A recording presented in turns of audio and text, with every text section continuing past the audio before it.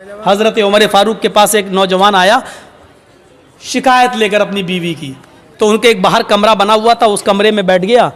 तो क्या अभी हज़रत उमर निकलेंगे तो अपनी बीवी की शिकायत करेंगे, लेकिन देख रहा है कि अंदर आवाज़ आ रही है।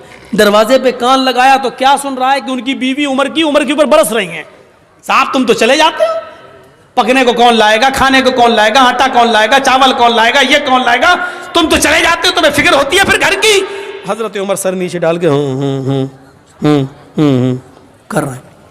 ये कहने लगा, लो, ये उठ के चलने लगा। हज़रत उमर थोड़ी देर के बाद घर से निकले, कमरे में आए, कहें यहाँ तो एक आदमी बैठा, देखा वो जा रहा है, उसको आवाज़ दी, हेलो हेलो सुनो। उसने पीछे मुड़ के देखा, इधर इधर इधर। जी तुम तो मेरे पास आए थे ना? जी हाँ बोलो, किस काम से आए थे?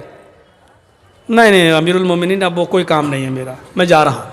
अरे नहीं, तुम इतनी दूर से आए, काम बताओ, क्या काम था बताओ तो सही।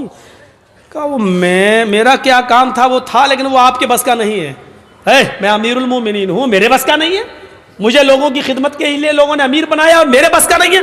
कहा अमीरुल मोमिनीन, मेरी बीवी मुझे उल्टा सीधा बोलती है, इतना बोलती है मैं सुन नहीं पाता हूँ, मैं ये शिकायत लेके आया, मैंने सोचा आपसे करेंगे, सुन रहा हूं या देखता हूं कि आप तो खुद ही उसी बीमारी में मुब्तला हैं, आप तो खुद अपनी बीवी के सुन रहे हैं, तो मैंने सोचा कि जब आप खुद अपना इलाज नहीं कर पा रहे तो मेरा क्या करेंगे, मैं चल दिया। कहा बैठो, सुनो। कहा क्या? बीवी से जब मिलते हो, हम बिस्तरी करते हो, तो जो बच्चा पैदा होता है वो बच्चा किसका है? कहा मेरा। उसको नहलाने और धुलाने की जिम्मेदारी किसकी है? कहा मेरी। बीवी जो आपके बच्चे को दूध पिला रही है, ये उसकी ड्यूटी नहीं है दूध पिलाना, पिला देती है। अगर वो दूध पिलाने का पैसा आपसे मांगे तो आपको देना पड़ेगा, लेकिन फिर भी वो पिला देती है बेचारी फ्री में।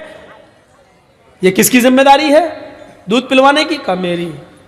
कहा यार, जब वो हमारे बच्चे को नहला देती है, धुला देती है, लैट्रिन करा देती है, उसके गंदगी को साफ कर देती है, उसको दूध पिला देती है, खाना पकाने की जिम्मेदारी भी बीवी की नहीं है? अगर वो नहीं पकाती है तो आप उससे ज़बरदस्ती नहीं पकवा सकते हैं, और खाना आपको खिलाना पड़ेगा, खुद पकाओ खिलाओ या होटल से लाओ खिलाओ, लेकिन वो खिला देती है और पका देती है। तो क्या तुम इतना भी नहीं सुन सकते हो?